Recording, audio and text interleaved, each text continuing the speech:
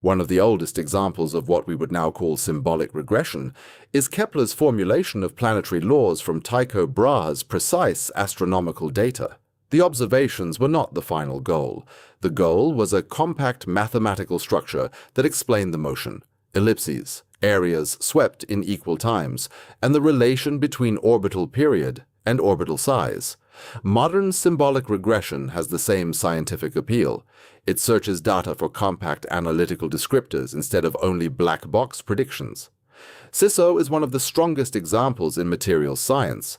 It builds a very large symbolic feature space, screens it, and selects a sparse descriptor.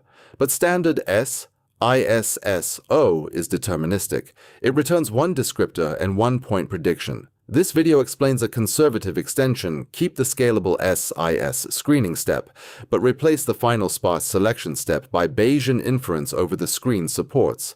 SISSO begins from physically meaningful primary features such as ionization energy, electronegativity, covalent radius, valence count, atomic volume, and d-electron count. It recursively combines these features into a huge symbolic library.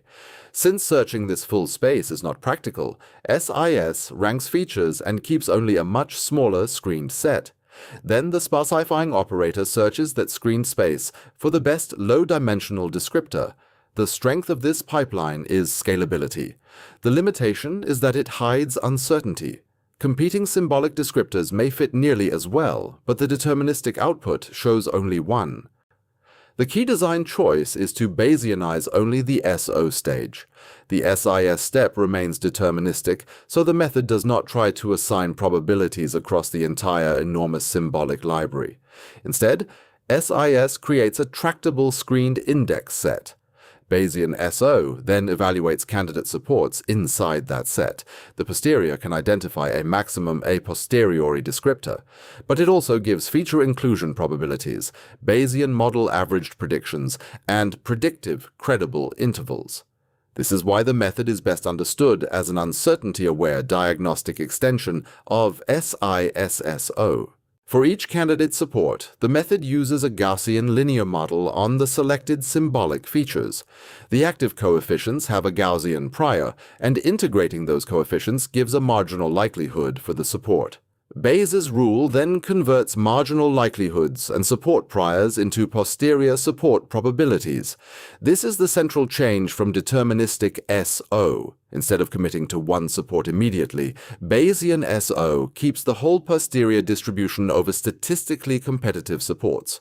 Predictions can then be averaged over supports, so uncertainty includes both coefficient uncertainty and support uncertainty. Bayesian-SO requires a prior over supports, but the priors used in the paper are deliberately weak diagnostic choices.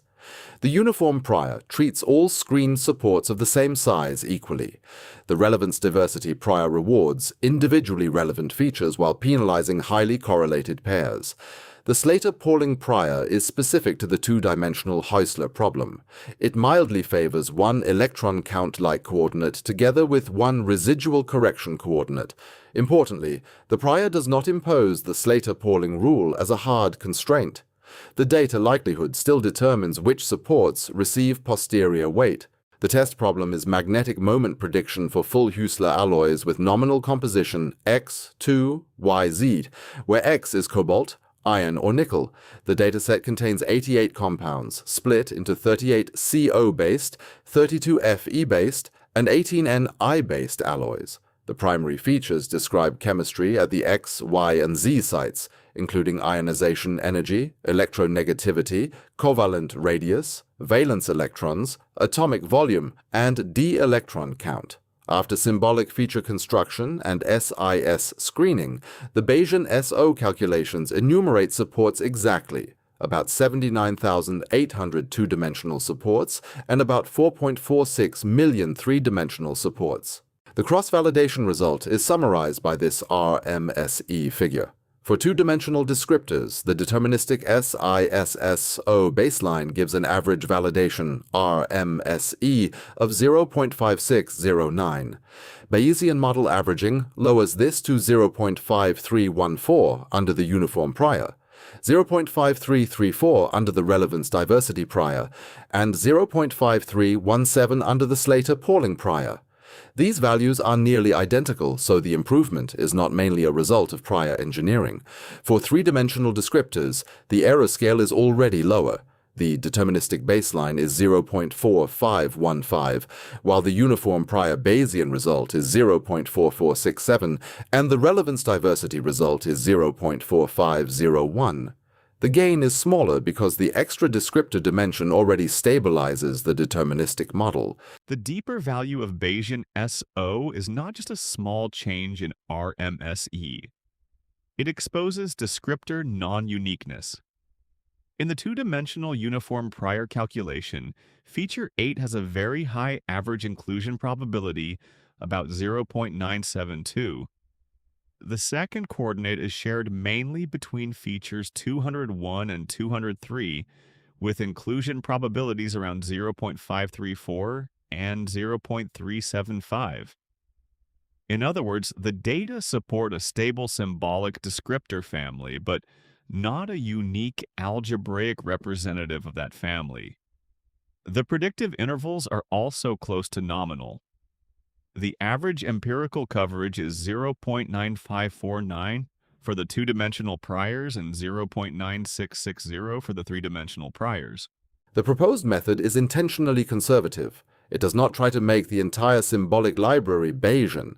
It keeps deterministic-SIS screening intact, then performs Bayesian inference only over the tractable screen support space. In the Heusler magnetic moment example, this gives modest cross-validation improvements, calibrated predictive intervals, and posterior inclusion probabilities that reveal chemically related competing descriptor families. The main message is therefore diagnostic as much as predictive.